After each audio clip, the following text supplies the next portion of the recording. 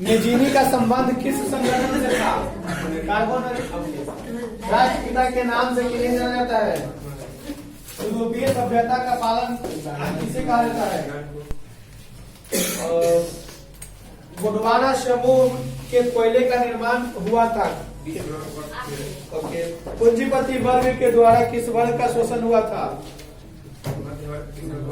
Okay. मध्य वर्ग का भी, कृषक वर्ग का भी, श्रमिक वर्ग का भी। श्रमिकों से ज्यादा काम करवाते थे लोग और पैसा काम देते थे।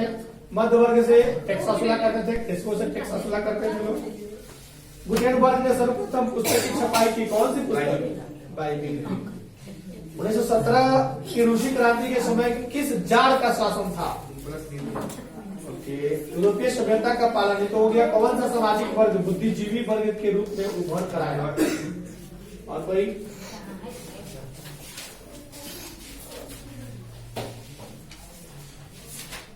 साख का आधार क्या होता है? बचत, निवेश, उपभोग, विश्वास। केंद्रीय सांख्यिकी संगठन की स्थापना कब हुई? 1950 में, 51 में, 52 में, 53 में, 54 में। बिहार के किस जिले में प्रति व्यक्ति आय सर्वाधिक है? पटना, गया, शिवहर, नालंदा। भारत में वित्तीय वर्ष कब होता है? 1 अप्रैल से 31 मार्च, 1 जुलाई से 30 जून। 1 अप्रैल से 31। गरीबी के कुचक्र की धारणा किससे दी गई है? रैगन्स, नरकश की किन्स से? रैगन कैटरस। और कोई?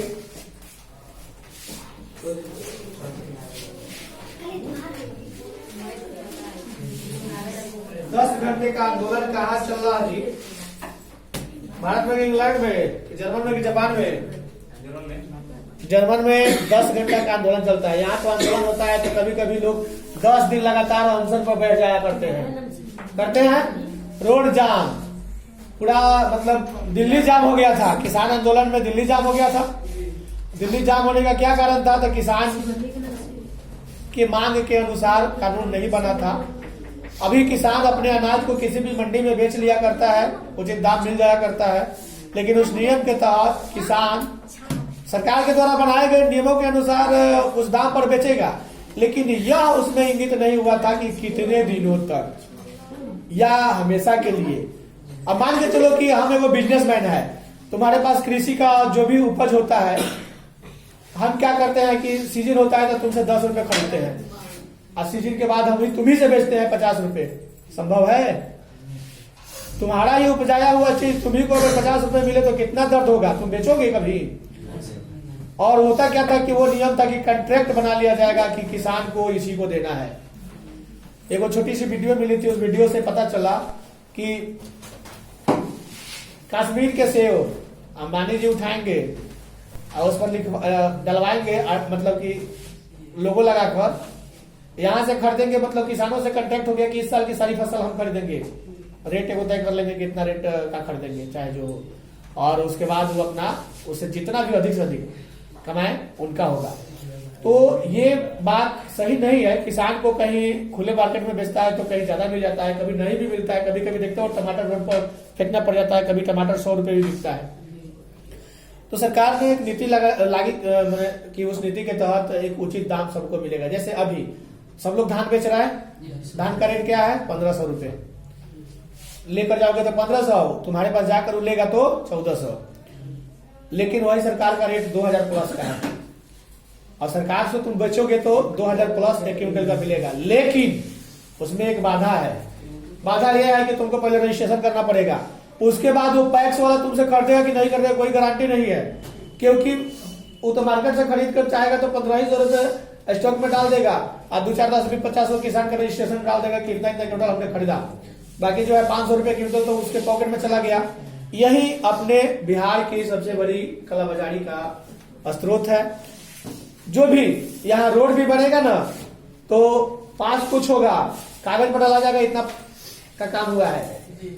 यहाँ एक ड्राइवर अगर तेल लेने जाता है, मालिक बोलता है कि हमारे पास पर्ची लेते हैं ना, तो हम देखे कल ले, जानते हो क्या होता है, कैसे तेल लिया जाता है? पर्ची तो 1000 का निकलेगा, लेकिन अब ऐसा स्थिति हो गया कि पर्ची पूरा तेल डलाएगा तभी निकलेगा।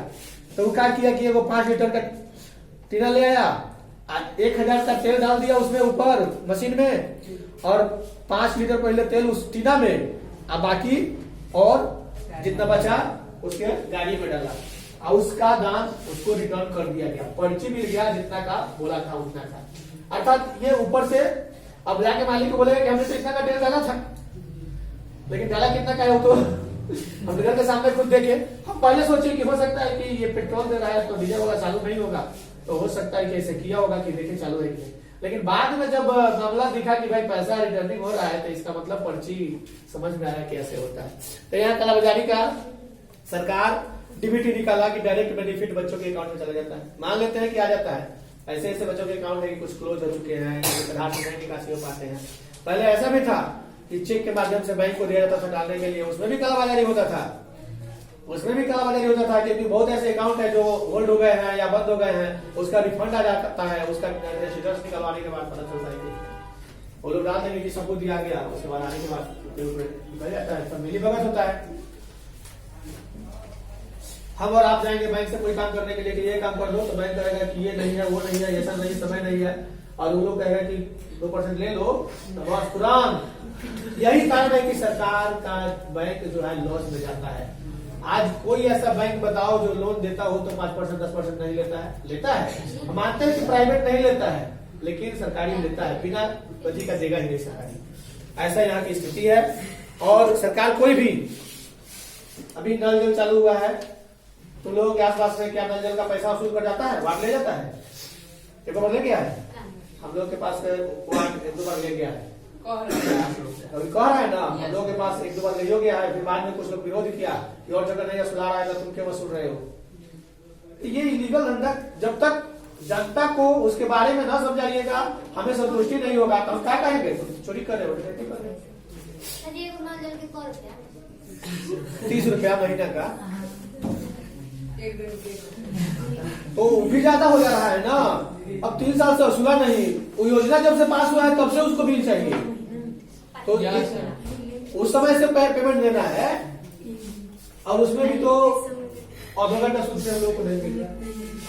चलो हम लोग करते हैं सवाल में, क्या है सवाल? पश्मीना ऊन किस जानवर के रोए से बनाए जाते हैं? भेड़, खरगोश, शेर, भालू। पश्मीना ऊन किस जानवर के रोए से बनाए जाते हैं? भेड़, खरगोश, भालू, शेर। भेड़। बोलो नहीं, बात नहीं करो। गैरीबल्डी पेशे से क्या था? किसान, सिपाही, नाविक। गुटेनबर्ग का जन्म किस देश में हुआ था जी? Germany, America, Japan, Germany. रूस में कृषक दास प्रथा का अंत कब हुआ? 1861 में। दास प्रथा के बारे में कौन जानते हो? क्वेश्चन अगर आएगा एग्जाम में कि दास प्रथा क्या है तो क्या बताओगे? बधुआ मजदूर। पहले लोगों को, जैसे यहाँ अभी भी कोई रहता है कंपनी में काम करने के लिए, तो बोलता है कि मेरे साथ चलो, ले जाकर तुम्हें वहां डाल देगा, तुम्हारे नाम पर 1000 लोग बताए कि 1500 1000 तो छूट मिल जाएगा। उस समय था कि यहाँ से ले गया और दास बना के रखेगा, बस खाओ पियो काम करो, कुछ देने वाला नहीं है। तो यही दास प्रथा थी। आज भी कुछ लोग हैं जो पेट के लिए कहीं रह जाता है, सिर्फ पेट पर, कपड़ा मिल गया, खाना मिल गया, वही काफी है, उतना ही पर लोग काम। गरीबी है, क्योंकि पेट अब जिसका नहीं भर रहा है वो क्या करेगा?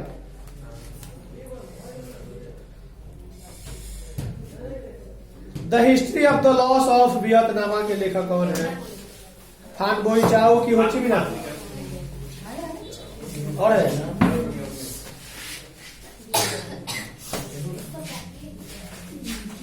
सुनते सुनते रास्ता भटक जाते हैं, इधर से उधर से पूछना पड़ जाता है, समझाना पड़ जाता है, क्योंकि कुछ ऐसा बात होता है जो कि इस तरह से बता नहीं पाएंगे, और जब रास्ते में वो बात आ जाता है तो बताना पड़ जाता है। लोकतंत्र का प्राण किसे कहा गया है जी? राजनीतिक दल। राजनीतिक दल यानी नेता लोग। राजनीतिक दल लोकतंत्र का प्राण है, लेकिन वो लोग भी स्वार्थ में अब जी रहा है। नेता बनने का मकसद आज के समय में है लूटना।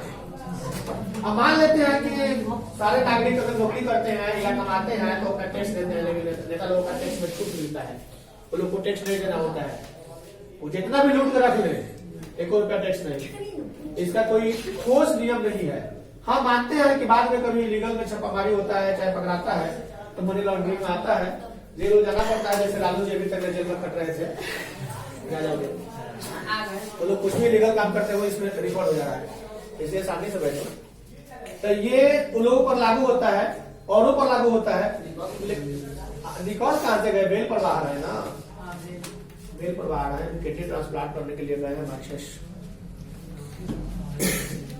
तो ये बदनामी की सबसे बड़ी ये होता है। लेकिन आज के लोग ये नहीं समझता है, ये समझता है कि हम एगो नेता बन गए तो कितना भी लूट ले, किसी को भी ये कर ले वो कर ले, ऐसा मतलब तुम जाओगे कुछ करने के पाने के लिए कहेगा कि हाँ हो जाएगा, अपना इतना साथ बनेगा ना एकदम, और उसके बाद पता चलेगा ना कि उसे कहेगा कि जब तक नहीं देगा तो तुमने मत करना। कोई भी काम करना होगा तो उसे कहेगा कि इतना देगा, इतना लेना, और देखेगा कि जरा पार्टी पैसा वाला है तो इतना लेना। आगे चलते हैं। भारत में 1977 के आम चुनाव, लोकसभा चुनाव में किस पार्टी की बहुमत विधाता जी? 1977 की बात है। जनता पार्टी की कांग्रेस पार्टी? बांग्लादेश स्वतंत्र कब हुआ था? 1970 में, 71 में। वर्तमान में नेपाल के शासन प्रणाली लोकतंत्र के राजतंत्र है। बहुजन समाज पार्टी के संस्थापक कौन थे? अम्बेडकर थे, मायावती थे, कांसीराम थे। क्या बोलते हैं? बहुजन समाज पार्टी के संस्थापक कौन थे? मायावती या अम्बेडकर या कांसीराम? काशीराम। बोलीविया में जन संघर्ष का मुख्य कारण क्या था? पानी की कीमत में वृद्धि। पानी की कीमत। अब देखो पानी पर बात आ गई। बिस्लेरी का नाम सुना है सब? बेटा है सब? बिस्लेरी का मालिक 700 करोड़ में उस कंपनी को बेच रहा है, और वह कंपनी को खरीदने के लिए अडानी अंबानी सब लोग जा रहे हैं, लेकिन उससे अधिक भी दाम दे रहे हैं। लेकिन वो कह रहा है कि नहीं, हम उसको नहीं देंगे। इसलिए नहीं देंगे हमको कभी मिले, लेकिन ऐसे आदमी को दे जो जानता हम पे भरोसा जमाए हुए है, आज तक विश्वास करता है कि बिस्लेरी का पानी गलत नहीं होगा, सही होगा, खराब नहीं होगा, और लेता है। तो उस विश्वास को जो बनाए रखने की कोशिश करेगा उसी को देंगे। तो आज देश का नामियल व्यक्ति रतन टाटा जो है, वो टाटा ग्रुप है, जो कि उस पर लोग बहुत विश्वास करता है, उसी को देने के लिए सारे काम जाति करवाए। क्योंकि उसके वो बेटी भी है, तो वो नहीं संभालने की कोशिश कर रही है, नहीं संभालना चाहती है, और लापरवाह भी जैसा है। अभी नौजवानी है तो उस पर ध्यान कंपनी पर नहीं देगी, पैसा से उसका कोई मतलब नहीं है। तो उस टाटा ग्रुप से पूरे शेयर तक से मतलब कि 700 करोड़ की 7,000 करोड़ टोटल के टोटल राशि में वो बेच देगा, और बिस्लेरी दूसरे टाटा ग्रुप का हो जाएगा।